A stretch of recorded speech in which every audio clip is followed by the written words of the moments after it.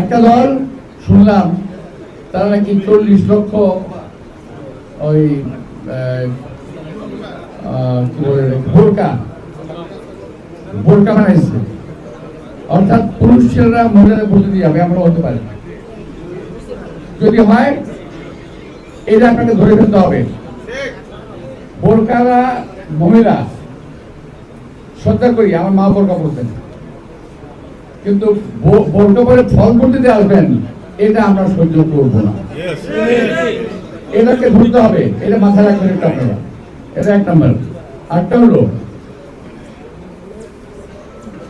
কার সমর্থনে কিসের আশায় নির্বাচন কমিশনের কিছু কিছু লোক বলতেছে নির্বাচনের রেজাল্ট দিতে 3 দিন সময় লাগবে।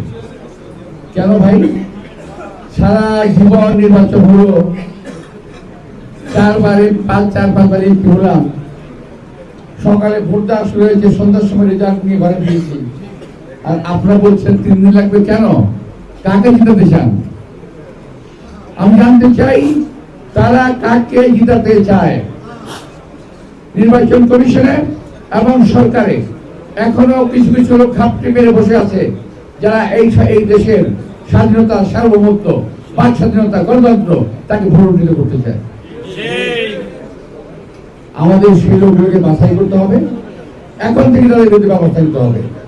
আমি সরকারকে অনুরোধ জানাবো, যারা এমন কথা বলেন এর পিছনে কি উদ্দেশ্য আছে সেটা দয়া করে আপনারা বের করবেন। 3 দিন কেন লাগবে আমি জানি না। এটা কি আমাদের মহাদেশ? আমার একটা দেশ, ছোট্ট একটা দেশ, সারা জীবন নির্বাচন করেছি, বিকালবেলা সন্ধ্যার মধ্যে ভোটের রেজাল্ট হয়ে গেছে। খুব বেশি হলে ব্যালট পেপার 2 ঘন্টা দেরি হয়েছে, 2 ঘন্টা ম্যাক্সিমাম, কিন্তু এখন বলছেন 3 দিন লাগবে। তার মানে হলো হাসিনা করছিল এক স্টাইলে, আপনারা করতে চান আর স্টাইলে।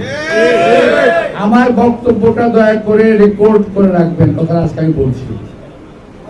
যদি 3 দিনে তারা ভোটের রেজাল্ট দিতে চায়, যদি 24 ঘন্টা তো নয়, 12 ঘন্টার বেশি দেরি করে, তাহলে বুঝতে হবে তাদের ভিতরে অসৎ কোনো উদ্দেশ্য আছে। আমরা কোনো অসৎ উদ্দেশ্যের প্রশ্রয় আমরা দেব না। দরকার পড়লে নির্বাচন আগেই আমরা আন্দোলন গড়ে তুলব। কোন রকম অসভ্যতা, কোন রকম ফাইজলামির কারণে এই দেশের মানুষের অর্জিত গণতান্ত্রিক অধিকারকে আমরা কারো হাতে ভুলুণ্ঠিত হতে দেব না, কোন আমলার হাতে ভুলুণ্ঠিত হতে দেব না।